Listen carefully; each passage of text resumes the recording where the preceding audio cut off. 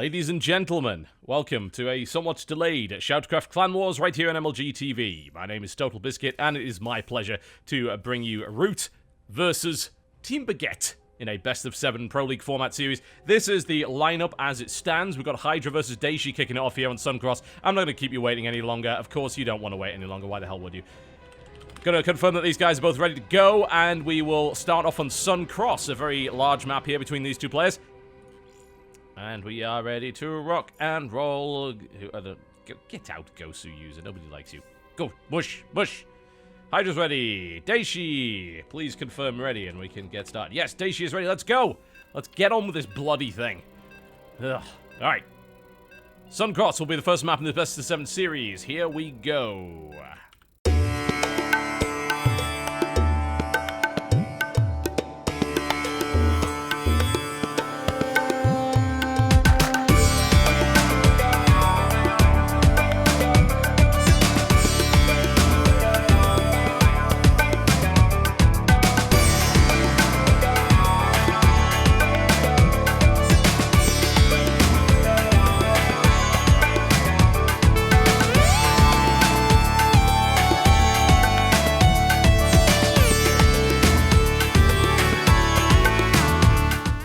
Alright, ladies and gentlemen, welcome to Suncross. It's my pleasure to bring you Millennium's Daishi playing for the French team Baguette. He is in the blue trunks, he is playing Terran to the south of Suncross versus his opponent to the west position, playing for Team Root.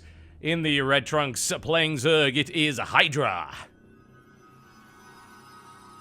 Alright, Suncross, pretty large map, biggest one in our map pool. As you've probably noticed, we've got a lot of bridges in the center here. A lot of space control issues regarding this. Fighting over these bridges can be problematic.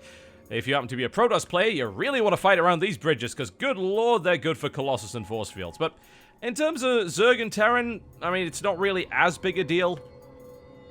But the interesting thing about this map is there are 8 spawn locations, and 5 of them are enabled, which is more than pretty much any map you would ever see in a regular map pool. So it's much, much harder to scout, and it's much, much harder to cheese. But simultaneously, if you happen to find your opponent early, there's a few things you can pull off.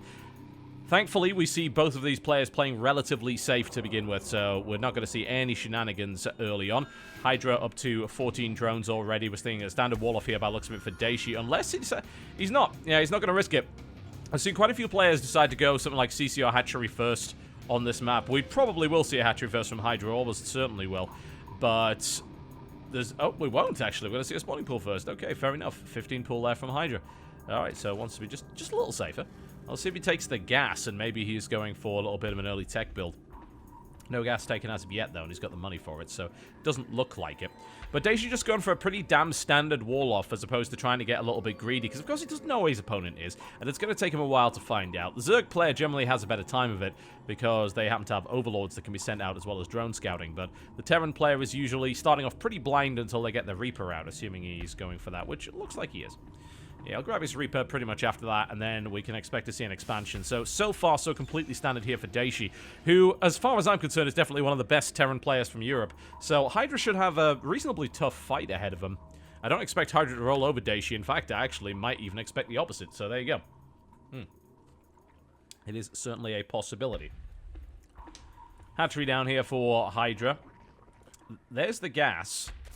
Reasonably late gas here from Hydra, so he's not too worried about getting speed out just yet. Just focusing on his queens. And that's the way to go, really. I mean, getting early speed is really not a big deal here. It's going to take a while for Daishi to actually find him. By the time he does, there's going to be queens on the map. So the drones are not under threat here by the Reaper. There's a second Reaper coming out, though, from Daishi, so I have to wonder if that's just because he wants to scout quicker, or if he actually really does have ambitions when it comes to harassment. Maybe he does. It's certainly a possibility. But I don't know if it's going to get much done. I mean, with the queens in the field, I can't expect that it's going to do all that much. At least Daishi is going to find his opponent relatively quickly. And of course, there's going to be no queen at this hatchery just yet, but there's no chance of that hatchery being taken down by that Reaper either. So it's actually going up to 3 Reapers. Well, that's quite surprising here from Daishi. Quite surprising. Could work, though. Potentially. Once you get up to about 3 Reapers, you can start to put on some pressure, kill some drones, and get out before the Queen does enough damage to take you out. Although he's currently fighting up against 2 Queens there, and speed is nowhere near done yet. So you've got to bear that in mind as well, because the Zerg player went for a much later speed. There is maybe an opening to do a little bit. A couple of Zerglings come in, though, and actually stop this SCV, but a Reaper is now out to clean them up, so he doesn't have to worry too much about that. Yeah, I think the possibility of harassment now from these Reapers has pretty much been blunted. But you never know. It depends. If he decides to keep going drone heavy as opposed to either getting a spine, which you usually wouldn't in that situation, or getting a bunch more lings with speed, then actually he should potentially be open to some harassment. But as you can see, he is going for a third queen and he's grabbing 8 zerglings as well with speed. But 8 is not enough to stop this. With the queens, yes, but on their own, not so much. So he's going to have to watch out for that. Double expand out of Daishi plus a starport here. Wow, wow, wow, wow, wow. Yeah. He delayed that reactor immensely, actually, in order to get all of that out. So, I mean, unit production-wise, Daishi basically built 3 Reapers and then said, I'm not going to build units for the next couple of minutes. And so far, it's not actually working out that well, but these lings are probably not enough to really do any serious damage. He's going to kill off the Reapers pretty much for free, which is a great victory for Hydra, because that's like 150 gas. You know, building that many Reapers is why the reactor was delayed, because of course he was building from the barracks. It's why these Hellions are so late. And the double expansion is the compensation for that, but he's going to have to now defend against lings, and he's got no units to do it with. So he's getting a couple of Hellions out, which will help, but if we see Hydra decide to surge out lings, I have to wonder if Hydra realizes it. He actually doesn't. He hasn't moved his Overlord in to scout that third yet. I think if he realized there was a third there, he would absolutely build a bunch of lings and say, right, let's go.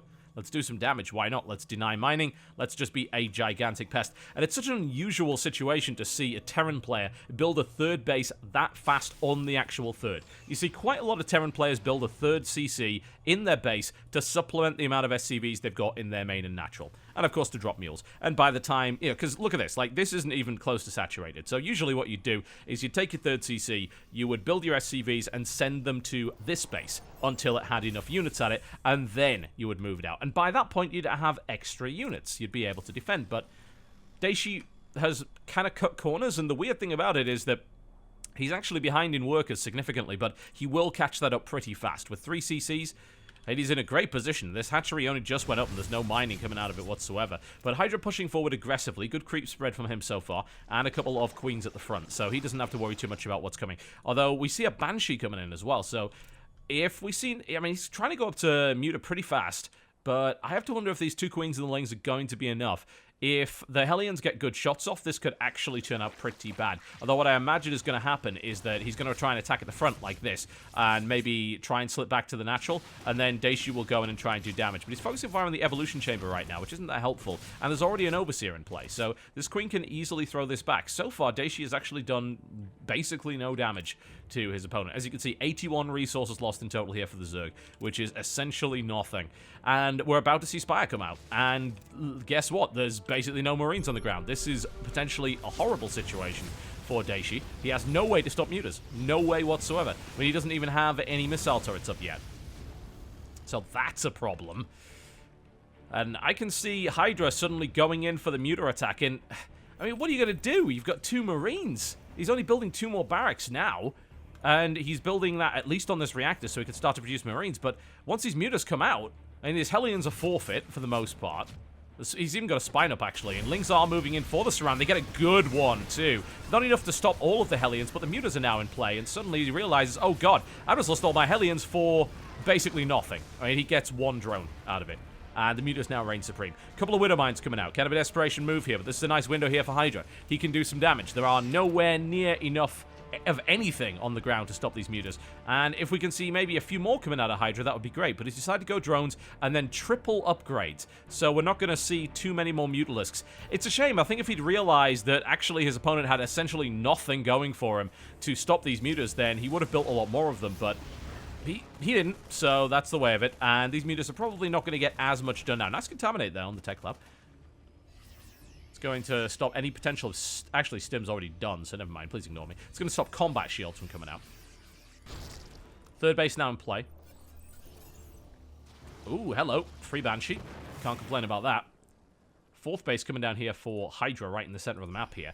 But the interesting thing is that the amount of mutas that were built is actually not that great. And as a result, we're seeing now enough Marines and, of course, the missile turret to repulse them. So I think a missed opportunity there for Hydra. I think if he had like 9 or 10 mutas instead of 6, I think he could have done a lot more damage. He did some, but not that much. 85 drop. Jesus, where does he get them from? I mean, Hydra has managed to defend with so few units here, and now he has 85 drones. That is massive. The income, absolutely huge here for our Zerg player. You might be thinking, well, the Terran player is spiking. Yeah, but he's spiking off 3 CCs worth of mules. So that's to be expected. I mean, don't get me wrong, there's a good amount of workers here for the Terran player as well, but this is actually shaping up to be a really good macro game. There are just so many workers in play. We're going to be seeing pretty much 4 saturated bases here for the Zerg, which is the most you will really ever see in one game. Huge amounts of Banes coming out. I mean, he's got access to 8 gas. He's getting a lot of upgrades. Hydra's in a really, really good spot. And the army of Daishi is getting to... It's starting to get big, but... I mean, look at this. That's 30 speed banelings. He has more speed banelings than his opponent has marines. So he's going to have to rely on some really good Widowmine shots. He does have 6 Widowmines. That's really, really good. And that's hard to control against, even for a Zerg as good as Hydra. So it may be a situation where this will work. The income, again, spiking up here for the Zerg as well as he starts to mine from this 4th base here. Here comes the push here from Daishi. This is combat shieldless, by the way, but... It's going to kick in the next 10 seconds, but the engagement's going to happen before that. Here come the Lings, the Mutas, and down go the Widowmines. They don't really get too many good hits off whatsoever. There are enough Banelings to easily clean up this army. It is set off with its tail between its legs, and that's a few free Marines on the way back here as well. And I think Daishi needs to really try to pick up, because if he doesn't, he's going to lose even more of his army for free. Oh my god, Hydra, you crazy, crazy bastard. He's got 18 more Banelings, 21 more Banelings on the way. This is insane. And there's really not a lot going for Daishi here. He's relying on Marines. He can't even build additional Widowmines because of the excellent contamination play here. And here come the Banelings. It's 39 Banes versus 39 Marines, and there are no siege tanks, only a couple of Widowmines here. And here it goes. Many Lings following this one up as well, and Daishi is getting rolled over at this point. Muta support coming in from the back as well, just to make matters even worse. And uh-oh, Banelings coming for the worker line here. Daishi doesn't have a lot to stop it. Good splits so far from Daishi, but the follow-up with the Lings is just going to be absolutely devastating. Daishi plummeting in supply, building a Hellbat. Hellbats are good, but they're not that good, I'm afraid, Daishi. There are units everywhere. The Natural's getting ravaged. The 3rd base is essentially gone at this point, and the Warloff is dead as well, and it's now pure units streaming out of Hydra to try and finish off Daishi, and it looks like he is going to make that happen by the looks of it. I don't see Hydra... I don't see Daishi stopping this. I mean, he doesn't have the units. There's more changelings on the ground than there are real Marines. The SCVs are fighting, but they're fighting a losing battle. The next wave of Lings comes in, and that is going to be it. GG. Ladies and gentlemen, the first win of the day goes to Root, and Hydra takes it in commanding fashion, frankly. You know, it just didn't work out there for Daishi. Those 3 Reapers got nothing done. His tech was delayed. He tried to go for this Banshee push. It didn't do anything. The earlier lair meant that there was an Overseer already in play, and he delayed that Banshee quite a bit because he invested 150 gas and Reapers, which did nothing. Usually the Banshee with the cloak would be out quicker, but in this case, not so much. So there were a couple of problems there in the early game for Daishi, and Hydra was able to perfectly take advantage of that, and he puts his team ahead 1-0 in this Best of 7 series. We'll be back after the break with more Clan Wars, ladies and gentlemen, brought to you by MLG TV. Don't go anywhere.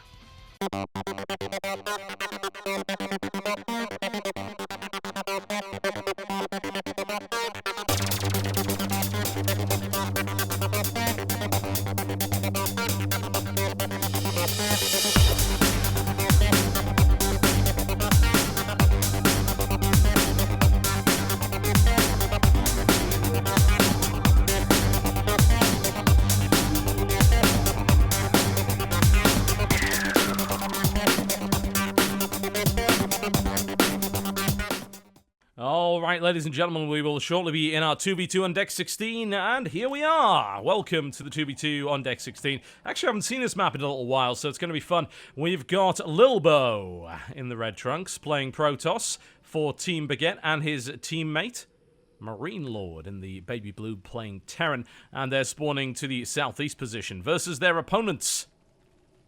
Oh,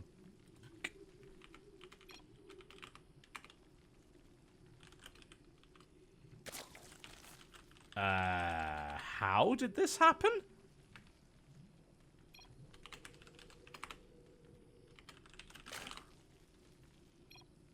Great. Problem solved. How does that even happen? I don't even know. Okay, back to what I was saying. We have indeed Root Hydra in the blue trunks playing Zerg, alongside his teammate up to the north position in the purple trunks playing Terran. It is Igas. Yes, it is. Yes, it is. Yes, it is. Okay, let's see what comes of this. I know that Marine Lord, I think, is in the middle of a qualifier right now, so he's probably going to play a fairly rapid strategy, I would think. It's like, kill him quick. Oh, don't kill him at all. So currently it is a 1-0 in favor of Root. And here comes the acid. After this initial acid surge, there will be a surge every 4 minutes. Players are warned by sirens. It's very easy to time out, but it's the sort of thing that you might not be used to as a player. You've probably seen this on New Polaris Rhapsody, which was a map that was used by Red Bull at one point. This is like a 2v2 version of that. So it can be very dangerous, but simultaneously, it just requires you to pay attention.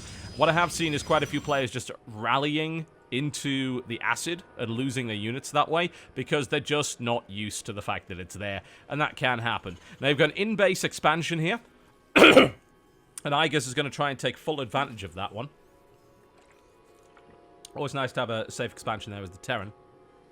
Whereas Hydra will be able to creep spread over to his natural, and he's going to have a little bit of an easier time defending it. And then we have the weird combo of Protoss and Terran, and as to what they can actually do. Well, they're actually setting up a full wall off here. The last thing they want is Lings in the base, and a Terran-Zerg combo can often pull off the nasty Speedling Hellion all-in, which is nasty. I mean, it's just unpleasant. Nobody really wants to face up against that. It's pretty hard to throw it back, and usually what you do to deal with that is, of course, to wall off and then hope for the best, really. In comes the Overlord to see what it can see, and it will see nothing particularly out of the ordinary here for Lilbow. Putting the cybernetics core on the wall there. That's totally fine. He does have a very interesting base design here. You know, very, very close to his chest. Very compact.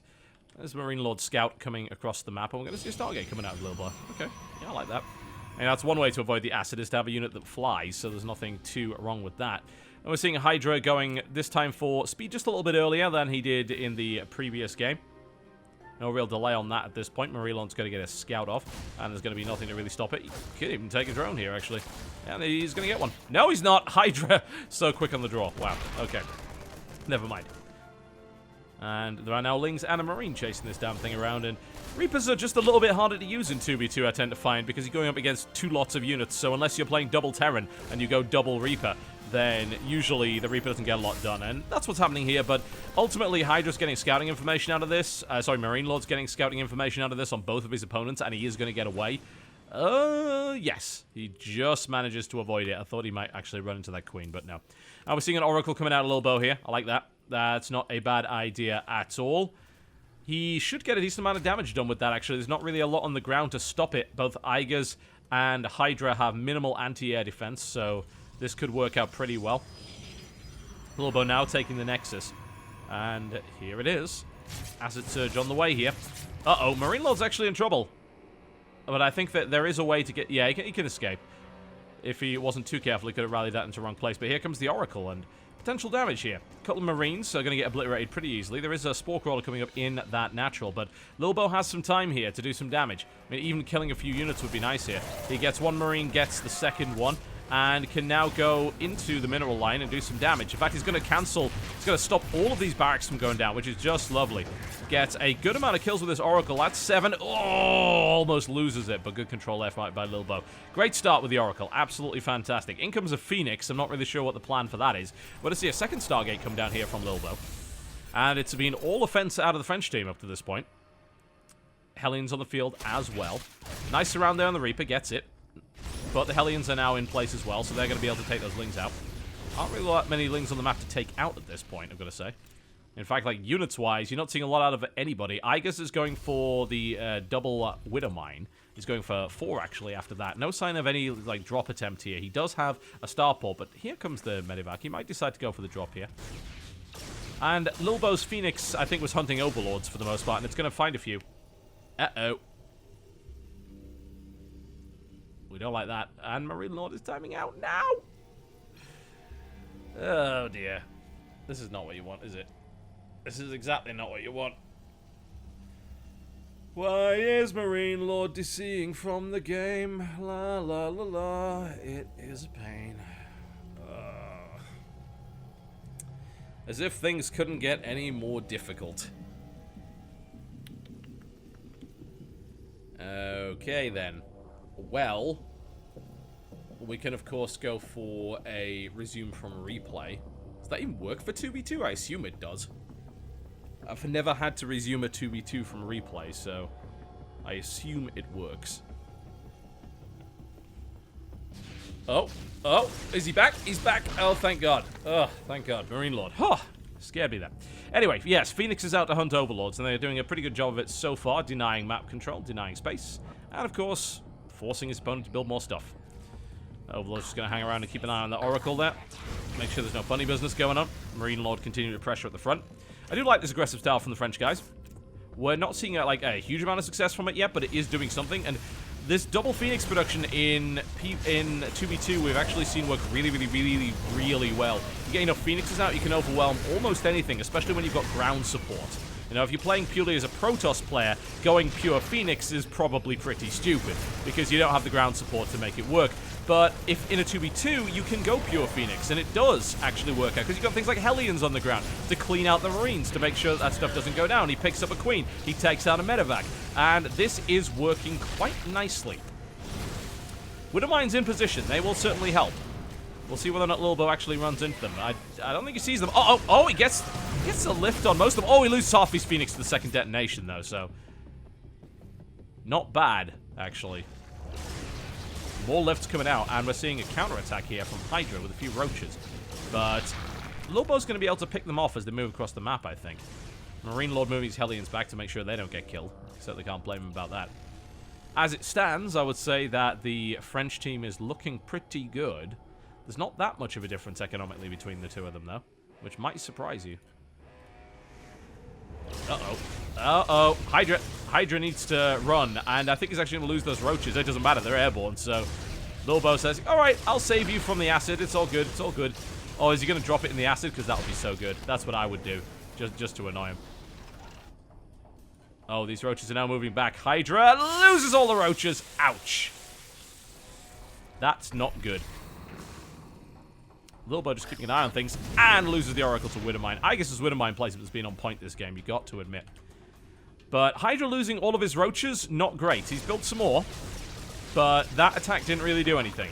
And the last thing you want to do is lose any sort of units when your opponent is just running all over you, which is what we're currently seeing here. We're seeing some good harassment here with these Phoenixes. I mean, continued Phoenix production for Lilbow will work. He does eat another Widowmine, which was good. It did take out one Phoenix, but I'm sure he would have liked to see it hit the center mass. That would have been good there. We're seeing just continued Widowmine production here from Igas. I think that Lilbow is going to transition, and I base that rather obvious assumption on the fact that he's building a bunch of gateways in the third Nexus. So it doesn't look like he's going to continue pure Phoenix production, but here come the roaches. Hydra is here. Will he be able to get anything done with it? Well, there are Phoenixes in the air to lift some of them up. Hellbat's trying to get into the mix, and I mean, it's not a great combination against roaches, but it should be enough to push them back. Definitely not an efficient engagement here from the French guys. But they should be able to throw it back without really taking any economic damage. There's now a tank in the mix as well, so Hydra does need to leave, but he's not going to be able to escape, thanks to the Phoenixes just pounding away there. It's going to be 14 Phoenixes very soon. That's going to be very difficult for Igas and Hydra to handle. Seeing a fairly large Widowmine drop coming off here. I think, frankly, he needs those Widowmines in place, because if he doesn't, then he's going to run into a nasty wall. We're seeing Mech play out of Marine Lord, which is not that unsurprising, despite his name. Down goes the Medevac for 3. Gotta love that. Lovely lifts coming out, just obliterating the Marines. Nice and easy here. Tank in position as well, which is always good. Let's get some lifts on these roaches. It's not quite enough, though, and Marine Lord did go out there with a pretty small army, so it's not that unsurprising. And down go the Widowmines. And, oh, a lovely lift. You see that? Lilbow lifts and cancels to prevent that from going down, which is just great. Detonation goes off, and it gives just enough time to make sure that nothing really happens there. Worker supply here for Marine Lord is great. Lilbow, not so good, but good enough. We're seeing pretty even supply from Igas and Hydra right now. So some damage taken economically, but not really that much. Nothing that Lilbow can't really catch up on. Lots of photon cannons going down here. A roach is going to be irritating. And there's another roach run by coming through on the third base here of Marine Lord. But that's not going to get much done either. The Hellions there to deal with it, no problem at all. Oh, no, no, no. Igas stims. He knows he has to get out of there because the acid is on its way, and he's going to have to be careful about rallying. In fact, we might actually see a miss rally, but hopefully we don't. I think Igas knows what he's doing here, and here comes the big stim right into the third base of Marine Lord, looking to do the damage here. Gets a couple of Widow Mines in place as well, which is always nice. That might end up hitting the Phoenixes. But so far, not too much damage done as of yet. Oh, Widow Mine hit right in the center of the Phoenix mass. That's exactly what you want there. And he comes around, picks up the rest of it. Most of the SCV saved here, but Marine Lord did take some damage, and we also saw that Phoenix Force whittled down. Although, still, it's at 12, so it's going to be back at 14 pretty soon. So, the Widow Mines are helping, but they're not really doing the job yet. We need to see a little bit more. We might need to see Thors on the field for that. In fact, actually, Fleet Beacon coming out. And a third Stargate. 4 Stargates right here for Lilbow. He's going pure Sky Toss here. And it probably is going to be... I don't really expect carries. You might see some Tempest. Oh, good position here for Igas, and Lilbow caught without paying attention. Runs into some Hydras and Marines, loses a couple of Phoenixes, and is going to have to back out here. And we've got ourselves quite the 2v2 on our hands. Igas going full power mode from the barracks, getting as many on the field as he possibly can. Base getting harassed, and Hydra might actually end up losing this by the looks of it. And in comes another run by with the Blue Flame Hellions, trying to do some damage to Hydra's economy. Some done. Yep, he's down to 54 drones, so that puts him behind everybody else in the game, so he's going to have to work on that. He also lost that base off to the side here, so that harass was pretty much worth it. Lovely pick off there. Gets one, gets a second, gets out of there, keeping that medevac count nice and low there, so every stim is harmful. And of course, bear in mind that medevacs in 2v2 can also heal Hydralisks, so that's something you need to bear in mind. A lot of Overlords going down here. That's going to be fantastic. Not for the Zerg player, certainly, who's now supply blocked, but... this Phoenix play from Lilbow has been great. Absolutely fantastic. We're seeing 4 Void Rays at a time coming out here. That's terrifying. But Igas is not done. He is going to attack the gold base here, and that gold base is vulnerable. There's the lift. I don't think that's getting out of there, actually. And bear in mind, Marine Lord actually has not built a huge army. He's built mostly Hellions, but he has a lot of Hellions, which is good. He's playing mech. But down goes the CC. Here come the lifts, though, and the Phoenix is coming in the back, and the entire army gets obliterated by the combo of the Phoenixes and the Hellions there. So that worked out pretty well. It's this Sky Toss army that makes me kind of scared. He's adding Tempests into the mix as well. There are Hydras. I mean, there's quite a few of them. There's 23 Hydras, but the weird thing about Hydralisks is they actually don't counter Mass Phoenix. It sounds like they would, but they don't, because they die too fast. They get lifted up and killed because the Phoenixes have bonus damage against light. So Hydras might kill a couple of Phoenix, but most of the Hydras will die. So much area of effect here. And here come the Void Rays as well. There's the lift. All the Hydras just get gunned down without mercy here. A lot of the Hellions did die, but they're fairly replaceable, and Igas is not really in a position to defend this anymore. His army just got smashed, but oh, miss micro there from Lilbow. Loses a lot of Phoenixes running right into a wall of Hydras, but I don't think that's necessarily going to matter. There are Zealots on the ground. There are Blue Flame Hellions, which will deal with that quite nicely, and it's getting to the point where there might even be enough Void Rays to handle this as well. This base and a lot of the production is now being camped here, and a couple of Yoinks coming in here, trying to kill these Void Rays, but there's not quite enough on the ground to make it happen. He does grab a couple, but Marine Lord in a good siege position here, and doing a lot of damage. In comes the Tempest here as well, just to make matters even worse, and Root is stuck in a corner right now. They do have a lot of mining bases still going, although I am worried about Igas, because that was like his third base is potentially under threat here. His fourth is pretty much down. In come more Hydras, and in come more Hellions. Oh man, that Sky Toss army is terrifying. 8 Void Rays now on the field. Adding High Templar into the mix as well. Storm is about to be done. I mean, that is just a massive combination to deal with what Root is putting on the field here. And it is a running battle. Nice little Yoink coming out here, trying to kill off the Tempest. He had to actually use a second one to do it. He just doesn't quite have the Hydra count. He's only got 5 of them, and this is the time when Lilbow's army can reign supreme here. A lot of Roaches on the board, but look at that. 8 Void Rays will chew through that without too much of a problem. And I think the only reason they're not going in is because they actually think that there are more Hydras than there really are. Down goes the Storm right in the center of the army. Igas eats it. There's the GG, and there we go. Baguette puts one on the board and evens things up 1 apiece. Oh, it's devastating. Look at that. At least I think it's... yeah, there we go. Igas has left the game. GG. And Baguette takes the second game of our best of 7, evening things up 1 apiece. Hydra's still fighting. I don't think he's realized. I think he's going to die. But yes, we get the idea. The GG has happened. Igas is certainly out of the game. And there's the GG from Hydra. Finally Congratulations to Baguette. They pick up the second game in our best of 7. All right, this is turning out to be a pretty good series so far, so I'm kind of glad that people eventually showed up for it. That was not great, certainly, but things happen, I suppose. So we're going to move on to our next map as soon as possible, which is going to be on Crazy Clash, actually. Kelazhur taking on Petite Drogo after the break.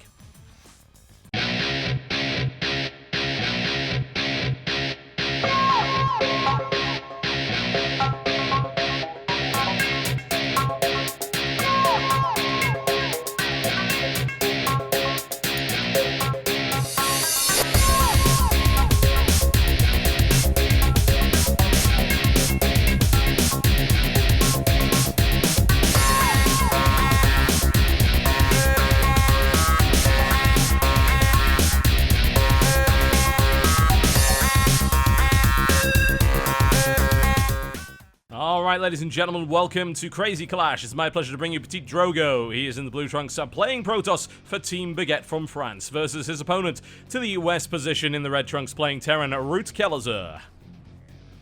Or Kel'Thuzad, as lots of people like to call it. Really, Kelazhur is not that hard to pronounce. I'm not really sure why people keep calling him Kel'Thuzad. I'm fairly sure it's some kind of in-joke. I enjoy it, but there you go. Alright, Kelazhur going to start off nice and standard. No shenanigans so far from either player, no absolute nonsense proxy bollocks yet.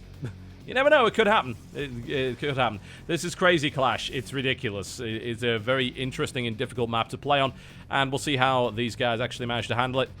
I am not a huge fan, maybe, of playing Terran on this map, mostly because any kind of drops, you think, oh, it's so easy. It's so easy just to move across. No, it's not. No, it isn't. You will die to these things and all of these things. You don't want to be anywhere near those things. Ugh. Kelazhur not going for the wall off, but again, it is a Protoss player, so there's really no need to. It's very unlikely that the Protoss is going to like get a really early Zealot and try and run into your base. That's just not a thing that happens. Pretty early scout coming out here from Petite Drogo, assuming it is a scout. I have to imagine it is. I mean, it's a gateway first here from him. So I think this is just a straight-up scout. I don't expect anything too crazy. It could be proxy, but I mean, it's a little bit early to do that. He doesn't even have a cyber core down, so if he wanted to do something like, say, a proxy Stargate, he's sending this out too early. So I think maybe it's dual purpose. He might be scouting and then using it for proxy, but I'm going to see scouts from both players coming in here. And I believe they will both get through pretty much scot-free. Yes, indeed. Oh, my apologies. Didn't sleep much last night. Yep, quick scout from Petite Drogo reveals that Kelazhur is doing nothing too fancy and doesn't really have to worry too much about that. Reaper on the way out here from the Terran player. You know, the weird thing about Reapers on this map is they're not that great. As you can see, it's like, he's rallied it over there. Oh, yeah, that doesn't work. Because you can't rally directly across like that. You've actually got to navigate the map in a more unusual way. And Reapers take about just as long. In fact, they do take just as long to get across the other side of the map as any other unit. You can't really jump cliffs to help that. You've got like a couple of cliffs you can make jumps off here, but it doesn't really cut down the travel time that much. And there we have a command center coming up here for Kelazhur, plus the Nexus right on time here for Petite Drogo. Nothing unusual one way or the other. It's hard to know what to expect from these two players on this map. We see a lot of different builds. We do see people just trying to play straight up, but we also see experimentation, say with the mega base down to the bottom of the map, which actually has 4 gas available plus gold minerals, which is fantastic. If you could somehow hold on to that, it is often very much worth the risk. I mean, there's no other base on any map that has something like that. Petite Drogo putting a pylon in a really interesting place. It's going to be really hard to find. This is actually a line-of-sight blocking maze of high grass, so you can hide a pylon in here really easily, and it's really hard to track down. We might even, I mean, he's patrolling, which makes me think we might even see. No, I mean, there's no need to proxy here. You wouldn't do that. Yeah, he's just putting on patrol for the time being. He might try and take that cheeky third. That would be interesting. You have what is, I don't know if I consider it a pocket expansion, but it's a pretty easily defensible natural. It's kind of behind the main. It's just sort of tucked away here. So that's not too bad. Your third is, yeah, the third's kind of where your problems start. Because you can take this gold.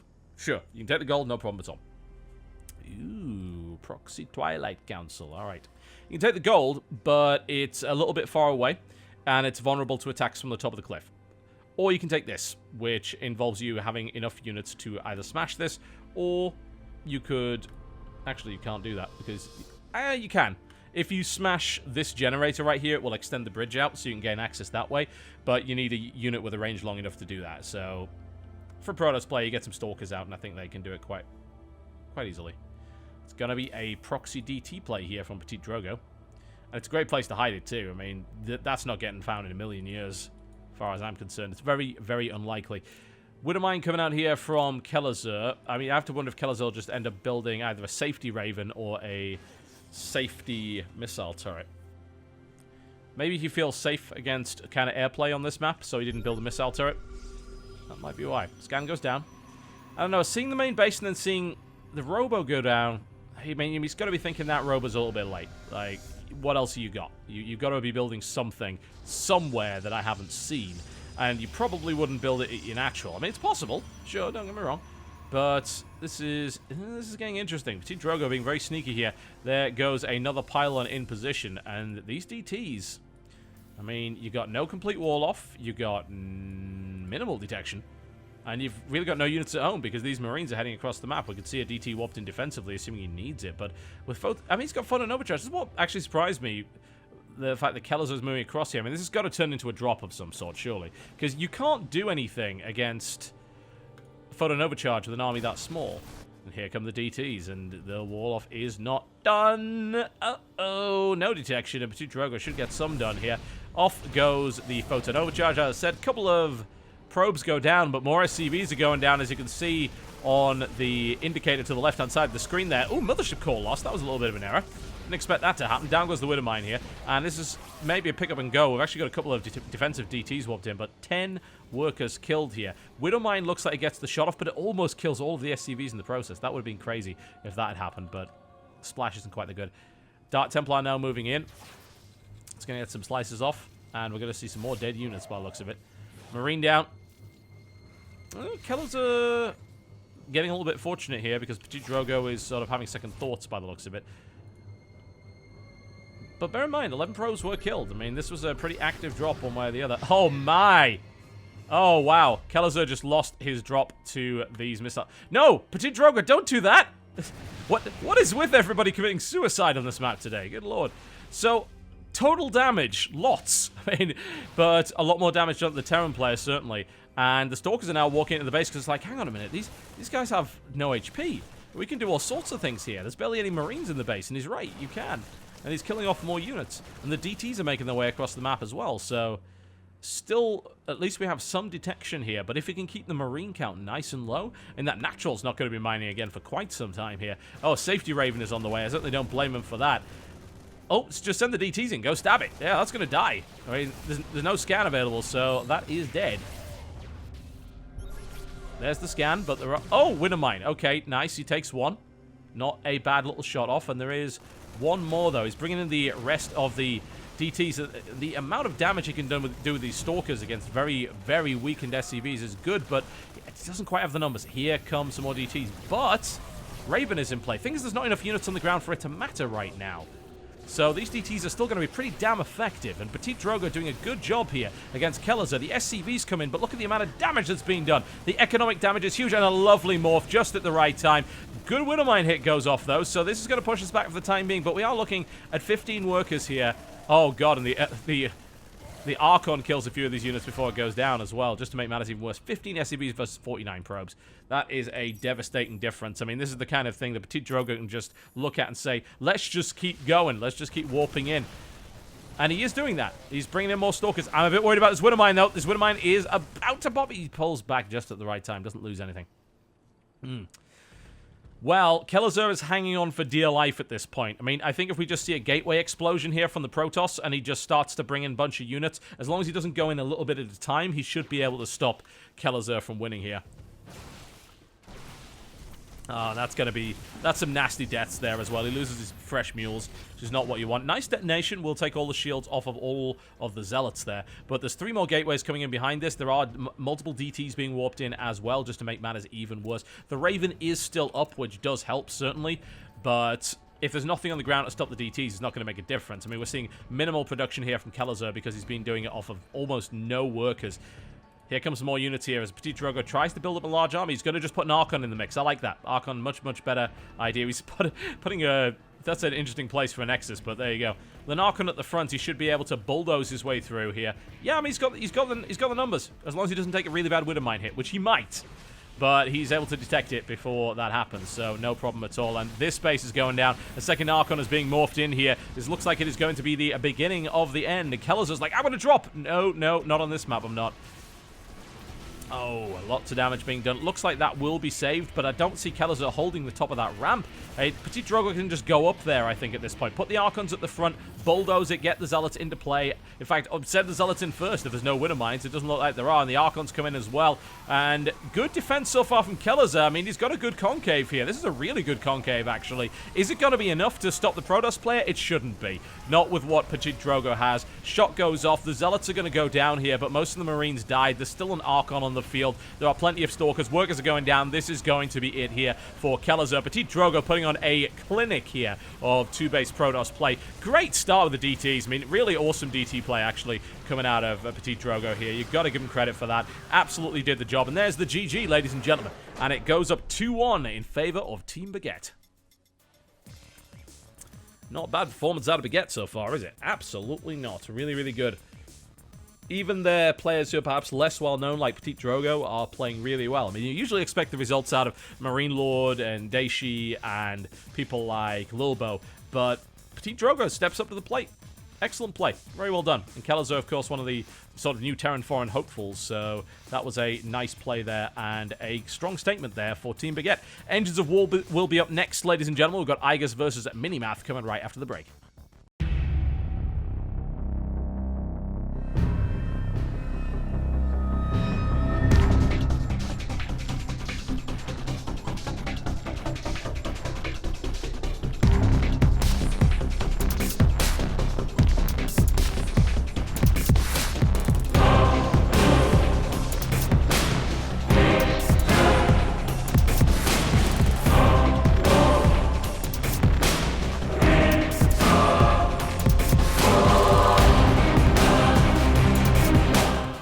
Ladies and gentlemen, welcome to Engines of War. It's my pleasure to bring you Minimath. He is in the green trunks and he is playing Zerg to the southwest versus his opponent to the northeast position in the red trunks playing Terran. For Team Root, it is Igas.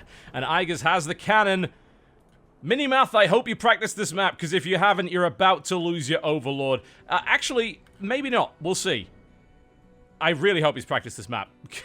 Oh, he's turned around. He's turned around. Okay, so what we're going to see is a little bit of a battle over this. I hate Zergs doing this. This is...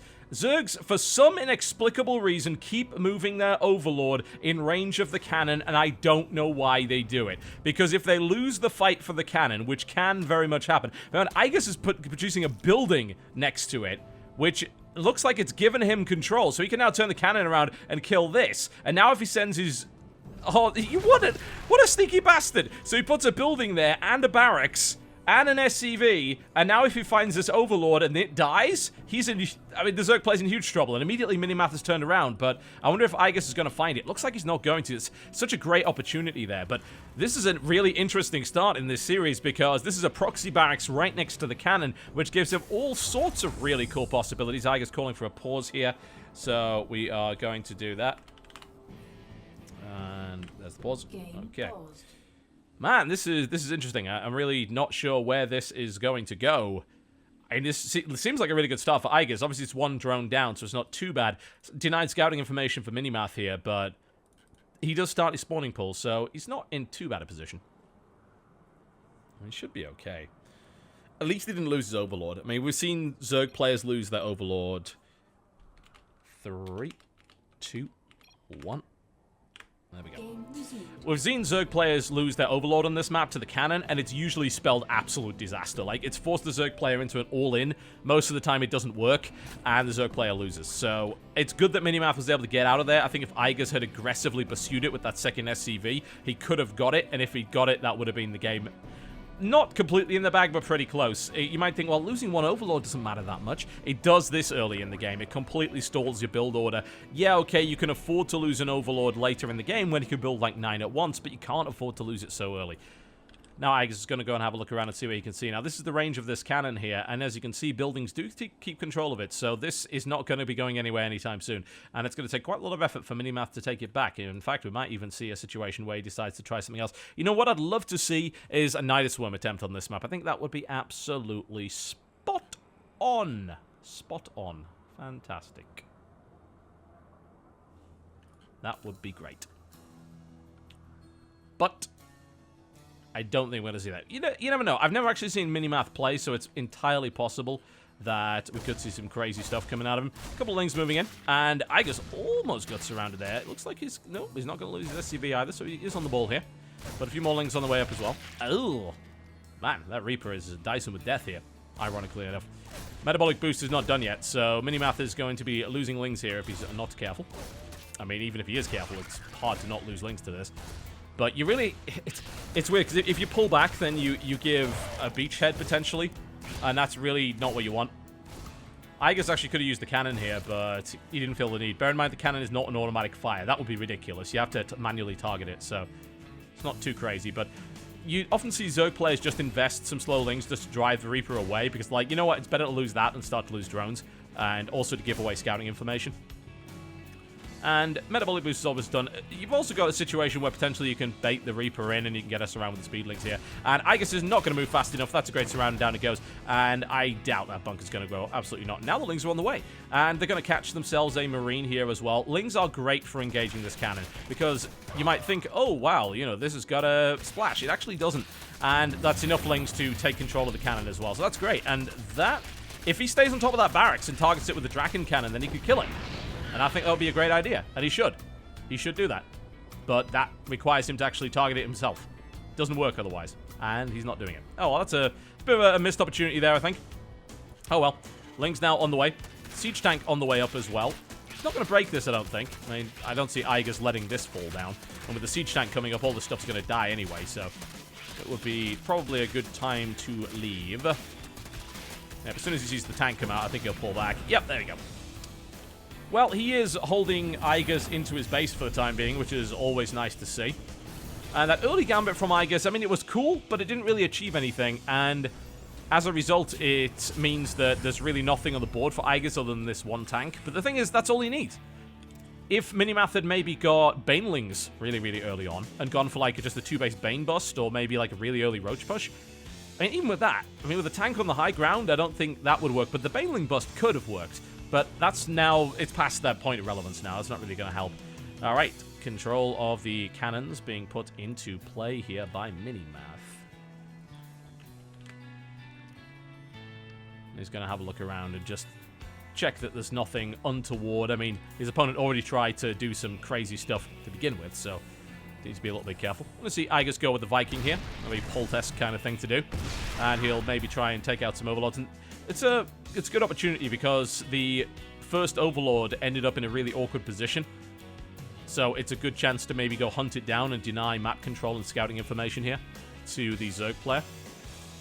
So far, no sign of a third base here from Minimath, actually, and this is interesting because he does have control of the cannon, meaning it is safe to build that third. The third is hard to take. I mean, you can take this one down to the bottom here. If you try and take this one, which is a bit closer, if you don't have control of the cannon, there's a risk. But now he's going to take his third by the looks of it. Current drone count is looking healthy here for Minimath. In fact, everything seems to be coming up Minimath at the moment. Nothing to worry about. Nothing to worry about. Absolutely not. Let's have a look around and see what we can see. Another siege tank coming up. I like that. Very old school here from Igas. And necessary, considering what he opened with. Otherwise, he wouldn't have had anything to deal with something coming in. I mean, hell, if a couple of Banelings had followed that up, but that could have been disastrous. If that wall had gone down, then Igas would have taken quite a bit of damage. But he was fortunate his opponent did not decide to go for that. It's going to be... It looks like it's going to be Mutiling Bane coming out of Minimath on 3 bases here. So Igas is, for the moment, safe. But he's going to have to start getting his Marine count up. And, of course, his Marine count is a little bit low. But he has gone up to 3 racks. He starts his stim pretty late. That could be a problem. I mean, there will be mutas on the map before stim is done. So, if there are lings in position that are ready to go, we might see Minimath do some damage. But there's a wall-off coming in here with well-spread Marines and a couple of tanks. So, really, the threat right now is the Mutalisks. Because the Marine count is not too crazy high yet. Stim is nowhere near done. Combat shield is nowhere near done, and there are 9 mutas on the way. So, there's a window. There's a window where Minimath can do some damage. There are also no missile turrets down either, which is even better. So, if Minimath gears up for an attack here and pulls this off, then this could do something. I don't think it's going to kill Igas, but it could definitely do something. That's such a late stim. Yeah, that's a great potential here for Minimath. He's got to go right away, though. And I think he's got to realize that. He's got to go right for it. If he waits for Banelings, then I think it's not going to be relevant. Of course, Baneling Nest coming in, plus the morph time. Stim will be done by then. So Igas will be in a good position with Stim and combat shields, plus the tanks behind there. But right now, he's got an opportunity to do some damage, because there are no missile turrets in the base, and he's got front-loaded defense. So these meters are going to jump right on top of the production, do a little bit of damage here and there, hopefully take out some workers, and of course stop the construction of these barracks. And now he's right on top of the workers here, and a decent amount of damage is being done. 5 workers killed so far. There's the 6th, and a few more. And look at that, everything's sort of getting bunched up here, and we could maybe even see dead tank. Nice pick-off. Almost goes for a second one here, and jumps right on top of the workers yet again. Great damage here. Excellent control here from Minimath, actually. Does end up losing a Mutalisk, but he's taken 13 workers so far, and now he's jumped onto another one, taken 14. He doesn't want to lose too many more Mutalisks, though. So he lost about 4 for 14 workers. That does put him ahead economically. Don't hang around there. What do you... No! No, no, no, no, no, no, no. Minimath, go on. Loses a couple more. Not too good. A little bit of a mistake there. And also, Minimath really is to use the cannon, because his opponent's pushing across the map. If he has visibility, he can use that cannon and target down those tanks, but he's not doing it. I have to wonder if he even realizes they have to be manually controlled. And that's going to be a boon for Igas, because on the way out, he's going to be able to take some shots, maybe take some Mutalisks out. And Igas takes control of the map once again. And this is, I mean, this push has kind of got to work now, because he's way behind economically. He's got to at least kill the 3rd, I think, at least, to make this work. He's got a good number of tanks, a decent number of Marines. His medevac count is critically low, so I'm a little bit worried about that. Not good energy either, but there's the Stim, and Igas is going to make a fight of this, regardless of the fact that he is way behind in terms of workers. In come the Banelings, a decent spread here so far. The tanks are helping, and of course the cannon as well. But I am a bit worried about these mutas that have managed to jump on top of the tanks. Most of the tanks now dead, only a single tank remain. But look at this, the cannon being used here. Igas starting to fight back. He's done a lot of damage to the mineral line at the 3rd. He's rallying in more units, but his attack has been mostly stunted. And I'm a little bit worried that the production of Minimath might become too much here for Igas after he's lost his tanks. But he is moving in more. He refuses to give up as of yet. He's been behind economically, but he's starting to catch up, and he's doing a lot of damage to Minimath's 3rd, so he's able to really deal with that economic disparity. Great surround here by Minimath, though. He takes out the front of the army and, of course, collapses the rear defense as well. And now the reinforcements are getting picked off piecemeal, which is not really what you want. This cannon is doing great work here, picking off Mutalisk after Mutalisk, but now it's neutral. He didn't leave anything on it, which is not what you want at all. Uh-oh. Minimath is about to lose a few more Mutalisks. Igas is hanging on there. He's using this cannon to great effect. And now he's got a parade push moving across the map. But suddenly, what looked to be a really strong game here for Minimath is starting to fall to pieces. Upgrades are coming in. They will certainly help. Bear in mind, Igas has been on 1-1, whereas his opponent's been on 0-0 without Baneling speed. So that's kind of a critical mistake there for Minimath. And Igas starting to perhaps demonstrate his veterancy in this matchup, as the 3rd base is going to be under threat. That cannon just being used consistently. I'm loving that. It's great. I mean, Igas has been one of the most active with that. And suddenly that 3rd base in a lot of trouble. Minimath is going to have to gear up. I wouldn't want to see him go off with small amounts of units here, and he's kind of doing that. And I don't know if he's going to be able to get the good Baneling hits in here, and he really doesn't actually. Should be able to overwhelm this. Actually, no. I don't think so.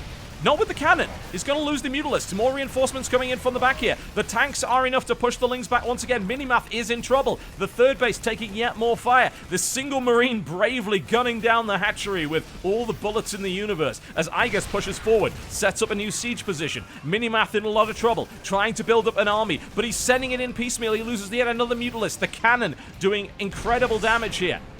And I think Minimath is going to lose that 3rd. There's no doubt about that here. Igas with a great tank spread. Igas with the Marine count. Igas suddenly on top after taking massive damage from the Mutalisk attack there. Now he's moving back, gets the surround, and a couple of Banelings moving into position here as well. Tanks going down, and Minimath trying to defend here, but again with the cannon. And I don't know, Minimath brought a queen out, actually, and that's helped him a lot. He got a great fuse there on the Mutalisk, and it looks like he's broken it. He's managed to break it back, but look at that. Igas is sieged on the cannon. He's ready to go, but he loses control of the cannon. Lings come around. The Mutalisks move in, and Igas loses.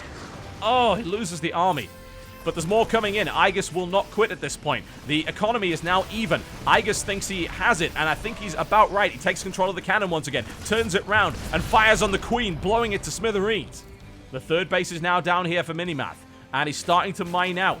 I mean, his main is getting critically low on minerals. That's going to be gone in the next minute or so. So I'm a little bit concerned here for Minimath. I don't think he's got what it takes anymore. Igas has managed to get a good count of medevacs up. His marine count is looking strong. There aren't enough banelings to counter this. There's only 2.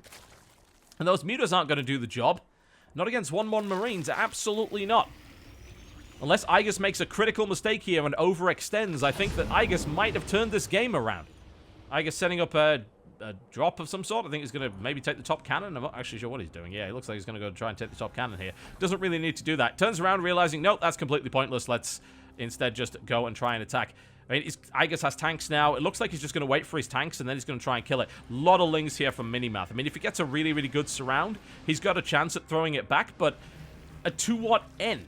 Like, he is on 2 bases versus a 2-base Terran. Never where you want to be as a Zerg player. Here comes the stim. He sees some banelings morphing in. Speedbane's now moving as well. There's the spread from Igas. It's pretty good, but there are a lot of lings here. I think Igas might just be able to hold it with the tanks on the ground, though. It's really even one way or the other, and Minimath looks like he's maybe got enough, just enough to throw this back. No, he doesn't. Not with that cannon. That cannon has 23 kills to its name. It's been killing Mutalisk after Mutalisk. It's been so effective in that position. And now Igas setting up bunkers. I love this. Great idea. He wants to secure the win here. Because he's bleeding out forces. Like, well, what if I could trade more efficiently? What if I could do that? Then that would do the job. All right. Here he goes. And I think this is going to be it. I don't think Minimath can throw this back now. There's too many Marines on the ground for the Mutalisks to really be effective. There's only 3 Banelings here. Going to see a couple of Evolution Chambers die. Bunkers are being put into place. The Siege Tanks are in great positions. The Lings aren't really even getting into there. They make no contact whatsoever. And that is going to be it, I think. Igas is putting the chokehold and slowly bringing the life out of Minimath here. Oh, man, wasn't even able to kill those Marines. He's doing his best to hold it, but Igas is just relentless. Big pushes, big pushes. And here it is. This is going to be it, I think. One last desperate defense here for Minimath. He needs just money Baneling connections. He doesn't get him. He doesn't get him. Focus fire is great from Igas. The bunkers are up. There's the GG. And Root takes game 4. Impressive display from Igas coming back from that deficit there. Very good indeed. Well, this has turned out to be quite the series. I'm glad that people actually showed up for it. Ugh. Wow. All right, then. All right. Well, then. Game 5, ladies and gentlemen. It's currently 2 apiece. Game 5 is going to be on Orichalcum. Marine Lord taking on GosuUser. We'll be there in a few minutes. Don't go anywhere.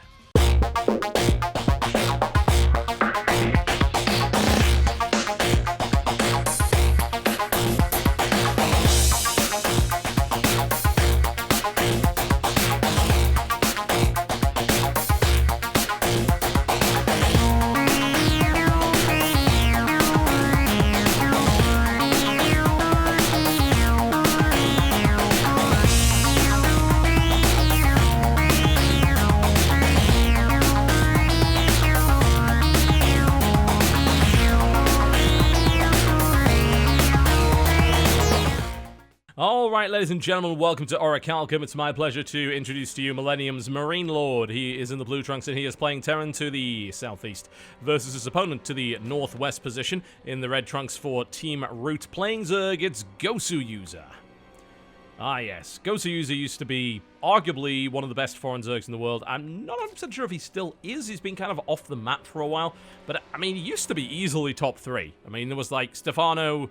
I would say Stefano, Scarlet, and then probably GosuUser would not have been an unfair thing to say at one time. Not really anymore. I mean, obviously, because Stefano's retired and Scarlet's semi-retired, and yeah, so it's all kind of up in the air. But GosuUser was pretty damn strong back then. Marine Lord, though, is pretty damn good, considered to be one of the best Terrans in the EU, so GosuUser could have his work cut out for him. That said, GosuUser is a killer in this matchup, so, not sure how it's going to go. Orichalcum, one of our more standard maps in the map pool here. Nothing really too crazy when it comes to the design. Definitely not as insane as what you just saw. Maybe we saw a crazy game on Engines of War there. Proving apparently the Marine tank still works if you have a giant cannon to back you up. Yeah, I guess it does. Turns out Mutalisks don't work very well if there's a cannon shooting them out of the sky every 5 seconds. So that was great. I guess after the game was like, damn it, TB, that's a stupid map. I'm like, don't you start with me. The cannon is the reason you won that game. So don't tell me it's a dumb map. You should be grateful to that map. It saved your ass. Alright, GosuUser goes for the hatch first here. That's fine. That's okay. Nothing unusual there. We're probably going to see a Reaper opening here from Marine Lords, so far so standard. And that may turn itself into Hellions. It usually does, but not always. So we'll see. There's the Reaper. There you go. And the wall-off will begin. Alright, so setting ourselves up for a pretty straightforward game between these two guys at the moment. You know, I really do miss the Heart of the Swarm sort of accelerate start thing, because I usually run out of things to say. I've been trying to get co-casters for this event, but everyone seems to be busy all the time. Occasionally I get Nathanius, and occasionally I get In Control. But most of the time I don't have a co-caster for this, which is a bit of a pain in the ass. I mean, I admit that I'm not a great solo caster. I'd certainly prefer to have a co-caster with me that knows more about the game, but... well, that's the reality of it. If they don't show up, there's not much I can do. You know, I've got to wonder what that little arm is actually doing. I mean, it seems like a fairly brute force way of doing dissection. It's like, yes, I want just a piece of the Hydralisks. You know, honestly, I think it's preparing some sort of meal. There's a little restaurant hidden on the map where they serve Hydra steak. I'd eat it. Alright, Reaper gets in. And the nice thing about getting the Reaper first against the hatchery first is that the Queen is delayed. So you have the opportunity to pick away at the drones a little bit, maybe get one, and he did get one, and do a little bit of, harassment, just delay the mining time a little bit. So that's pretty cool. You do need to be careful though, of course. Marine Lord really is just dancing with death here, but it's okay. I mean, against slow Zerglings, you generally don't have too many problems. The second Reaper there as well, but the Queens are about to pop out. So once the Queens are out, these Reapers cease to really be a threat. Unless you get really persistent with them. And you can sometimes. I've seen players do it where they've just come back and just done hit and runs on the Queen and eventually killed it because the Queen's regen isn't anywhere near as good as the Reaper's. Oh, Marine Lord, you are on razor's edge right here. He needs to be super careful. But he knows that his opponent has gone for a really late speed in comparison to regular play. So for the next couple of minutes, those Reapers are relatively safe. And Marine Lord's gone for 3 of them as well. So this should work out well. This is actually pretty much the same build that we saw Daishi do, I believe. The big expansion play. And relying on 3 Reapers to hold onto it, which means that you have a much delayed reactor and much delayed tech, because of the amount of gas that you've invested there. And really, more importantly, more so than anything else, is you don't have as many Hellions, you don't have as many Marines early in the game. But Marine Lord did fine. You know, he held back his opponent, he killed some Lings with it. I mean, we look at units lost, he kills 4 units, one of which is a drone. He holds back his opponent, forces him into a defensive position, and that allows him to get really greedy behind it. You might think, but they didn't do anything. Well, that's not really true. Uh-oh. Here's the thing, though. GosuUser, if you didn't know about GosuUser, he really likes roaches a lot. And he's good with them too. So it looks like we are going to see roaches come up. He may decide to just use them defensively, but this is not a bad map for just going across and hammering your opponent. And against a 3cc build, like a big roach push is very effective, because you're up against usually Hellions, a few Marines, and maybe some leftover Reapers. So if you have Lings with speed and roaches, you're in a good position. Of course, a cloaked Banshee could shut that down, but we will see. Attempted creep spread coming out of GosuUser here, and the GosuUser is actually going to lose a Queen. Didn't attempt to pull that back. That's quite surprising. I really don't know why he didn't do that. And now, we've got a little bit of harassment coming in on the hatchery, and there's enough DPS here to actually kill it. We're going to have to see a response, but there's not enough Lings for GosuUser to respond here. He's gonna try and delay it, I think, until the roaches come out, and the additional Hellions coming in behind this should be able to roast those Lings without too much of a problem. He does lose a Hellion, but he's going to be able to drive away the rest. Now the roaches are coming out in force. He's building 14, so he will get aggressive with this. And it looks like he's just going to ignore his opponent entirely. He's going to use the hatchery as a distraction and attack the front, which I like a lot. There will be a Banshee in the air, but 1 Banshee against 14 roaches, it takes a little bit too long to actually kill them. So most of GosuUser's army is GosuUser is going to cancel at the last moment here. Most of the Marine Lord's army is across the map, and as long as GosuUser can hold it, now the roaches have been seen. So I have to wonder if GosuUser will try and fight, because knock, knock, knock on the door. Here come the roaches, and Marine Lord is not ready. That's the problem with going for this at 3cc greed. This kind of thing can happen. GosuUser reads it. GosuUser is going for it. More roaches coming across the map here to reinforce, and he's going to try and knock his way through. I mean, he's going to get a lot of workers here if he targets the workers down properly. In fact, that's exactly what I'd recommend that he does. Just kill some workers and don't take too much splash here. These roaches are going to die, but he's doing a lot of damage. 15 workers killed here. But the thing is, that's enough just to catch up. That's the really scary thing about this. That's enough to catch up. Now there's 2 Banshees on the field. I think GosuUser has actually invested a lot into an attack which hasn't done enough to win the game yet. He hasn't killed all the Hellions, which means the Lings are less effective. There's still Marines on the board. And if he killed like 30 workers, this would have been really, really good. But he didn't. And just look at how many drones GosuUser doesn't have. He had to cut drones severely to make that happen. He had to delay his lair. This is a 9.5-minute lair he's got coming out here. And finally, the Lings get in and really don't do much else. So, this isn't good. Marine Lord's in a pretty nice position now. You see, that attack could have done a lot more, and if it had, it would have been good. But it didn't. And Marine Lord did a good job of minimizing the amount of damage that he took there. I really felt like GosuUser wasted a lot of damage on supply depots, and instead, didn't spread his damage out. If he just killed all of the workers first instead of wasting salvo after salvo on the supply depots, I think he would have actually been able to make that work, and he would have gained an economic lead over his opponent. But now, he's in a bad position. We've got 3 Banshees with Cloak moving across the map, but there's no lair! The lair just finished. I mean, he's going to have to bring an Overseer into play. There is at least a couple of Spore Crawlers, so he should be able to help himself out with that, but I mean, that's a lot of drones that could potentially die here. Queens that could die as well. Lots of Banshees coming in. In fact, he's going for 4 Banshees, which is a really large number here for Marine Lord, knowing that he's got an edge. And he's playing mech, because, yeah, Marine Lord is playing mech. Of course he is. He uses that name to distract you and confuse you like a strange gecko of some description with shiny spots. GosuUser thinks, well, if at first you don't succeed, Roach again, this time adding in speed and burrow. That could help, definitely. Marine Lord's army is still relatively small. He's relying on Banshees for the most part. And of course, the great way to avoid Banshees is to burrow under the ground. But he's going to have to wait until this tech is done. And it looks like he's going to go for Banelings. He's not expanding, so this is pretty much all in at this point. Like, against a 3cc Terran, he's on 40 drones, basically. This is all in. He has to do damage here. He's bringing the Queens in to try and drive that away. Ideally, what he also wants to do is to make sure that it's going to be spotted. Like, actually, will it? I don't know. I think he'll know what's coming, because the lair was waving around, which means that that's burrow, and the Roach Warren was waving around, which means that that's speed. But he doesn't have tunneling claws. Just bear that in mind. These upgrades are not merged as of yet, so GosuUser will be able to burrow. I mean, he could knock those rocks down pretty fast. He's managed to evade most of his opponent's army here. Currently 27 roaches. There's a tank out, though. I think he's got to wait for tunneling claws, but if he waits too long after that, I think it's going to be it. I really do. He's got no anti-air. There's 5 Banshees. If the Banshees start targeting down the Banelings, they'll never make it there. And the Banshees are now just working away at the roaches. Oh, this is ugly. GosuUser moving out without the tunneling claws upgrade. He's got a full minute to survive before that happens. Yes, he can play burrow, but he doesn't have the extra regen. He doesn't have the movement. So he's going to lose a lot of units here. The Hellbat's moving into position here as well. There are 2 tanks in position too, and that's GG. Marine Lord does that expertly. Nicely played there. And he puts his team on match point in this series. That was some greed by Marine Lord, I've got to admit, but it did the job. That was really well executed. That was, I think, much, much better play than what we saw from Daishi earlier on. All right, folks, we're moving on to map 6 in this series.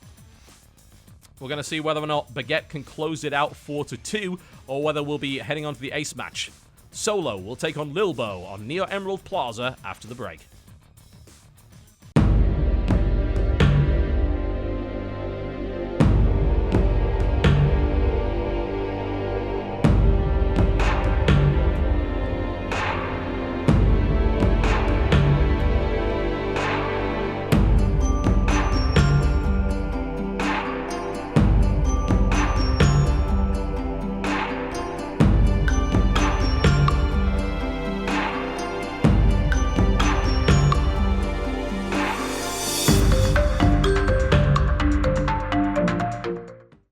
Alright, ladies and gentlemen, the pressure's on here on Neo Emerald Plaza for Root Solo.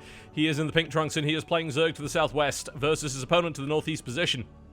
In the red trunks playing Protoss, it is Millennium's Lilbow for Team Baguette. Well, Baguette have been playing really well today, no doubt about that, although Root have put up quite the fight.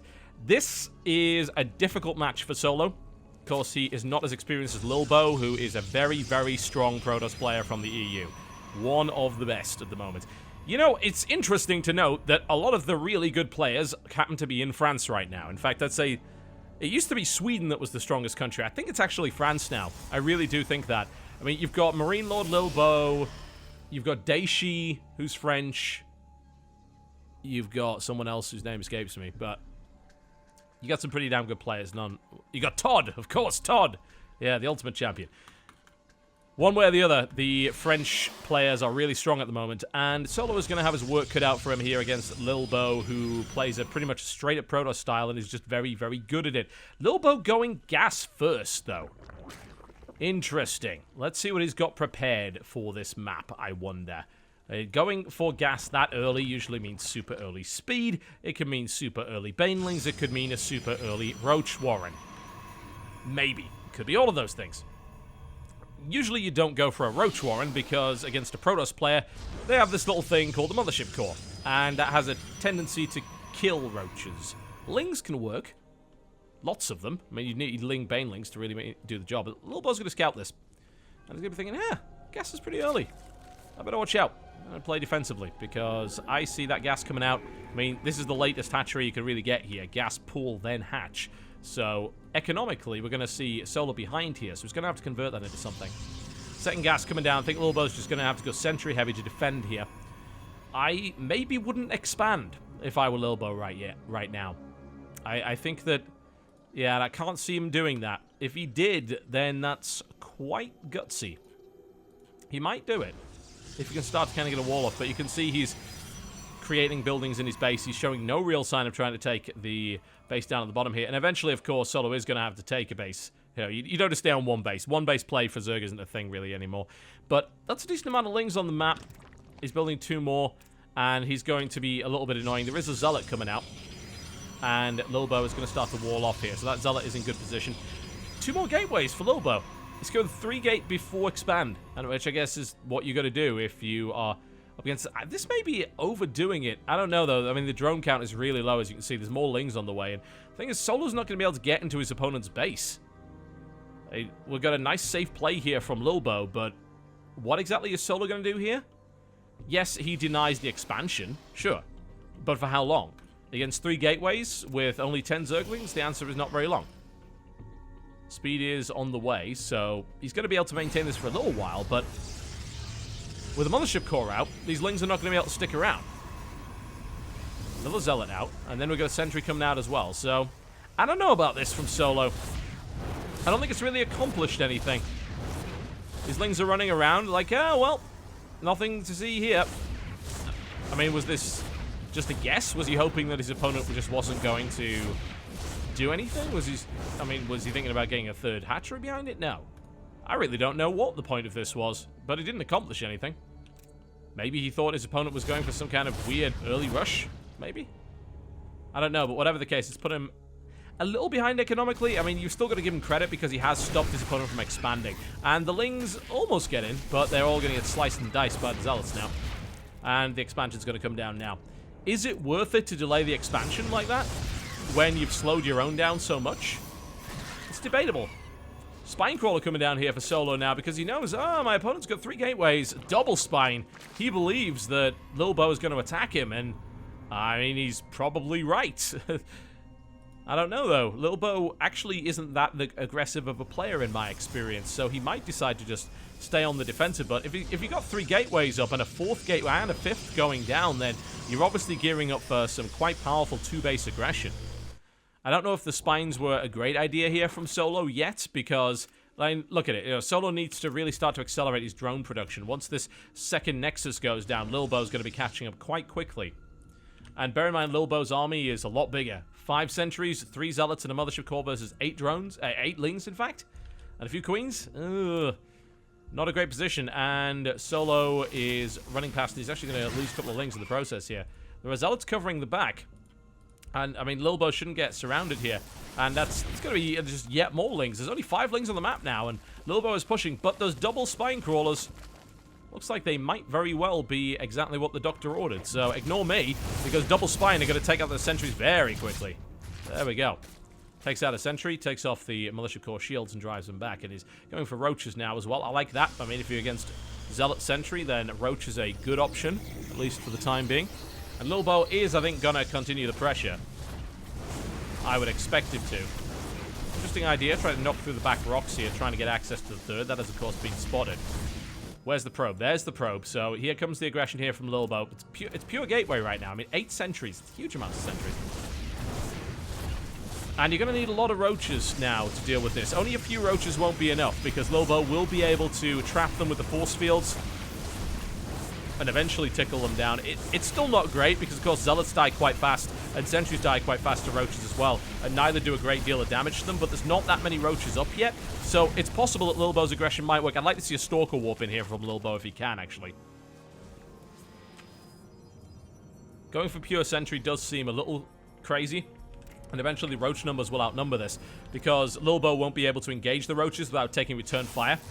And there's not a lot of damage in this army here for Lilbow. There's a lot of control, but not a lot of damage.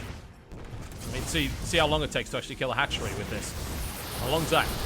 Force field in play, and it leaks, although he keeps the roaches back, so that's perhaps key.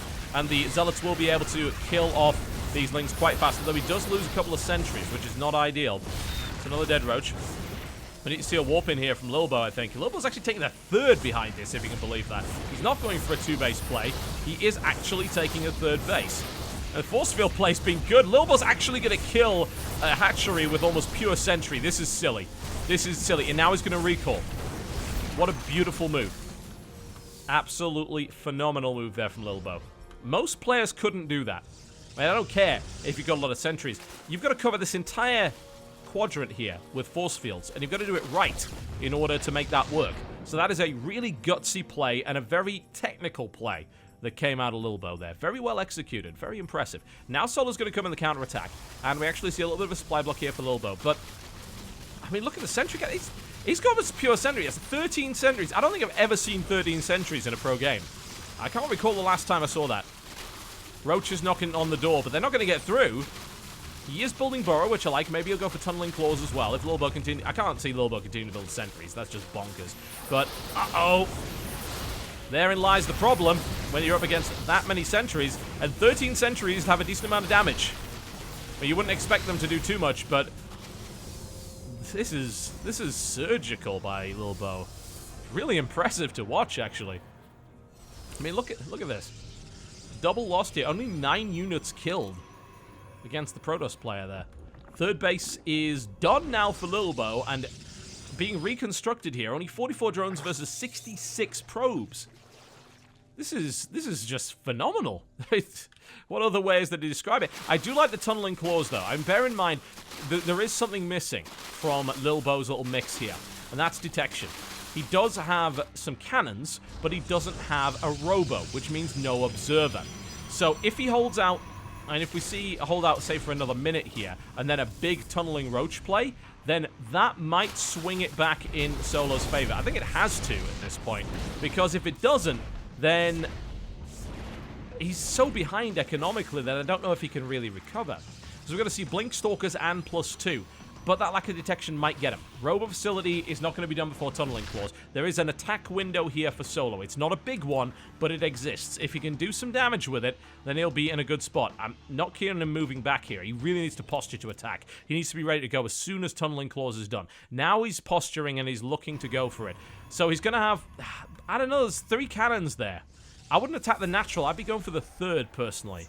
There's only 1 cannon there. That's easy to kill. Going for the natural is not maybe the best idea. Now, in come the Tunneling Claws. He's got to go now. He's got to do some damage, because we're going to see an Observer coming out pretty quickly here.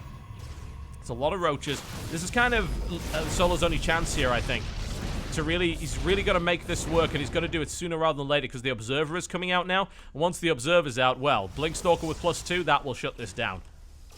They're not that well upgraded. +2 is about to be done. Solo is burrowing, and he is ready to go. He's got to go now. He's got to go now. He's got to go now.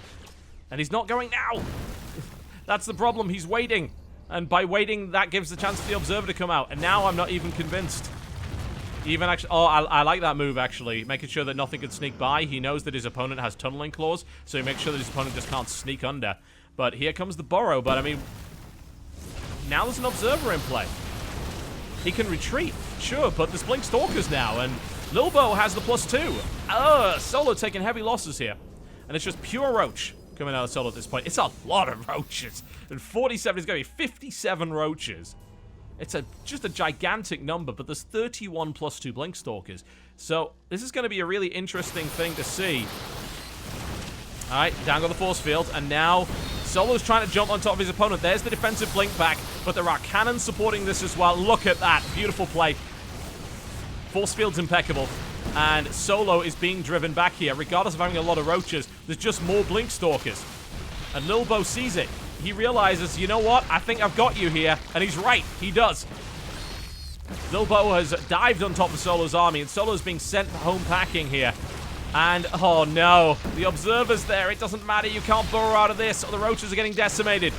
Lilbow has a huge army now in comparison to his opponent. Now he can go in for the kill, I think.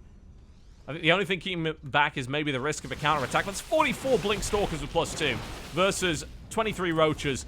The Roaches will never hold. I mean, you'd need Hydras in this mix, and even then, now he's building Hydras. It's too late. I mean, unless Lilbow suddenly decides, you know what, I'm going to wait for 5 more minutes, which he absolutely should not, then I think this is going to be game here. Baguette is well set up to take this series 4 games to 2 as Lilbow continues to push forward here. His huge Blink Stalker army should be more than enough to overwhelm his opponent. He just needs to not be quite as cautious. Now he's got the Concave in play.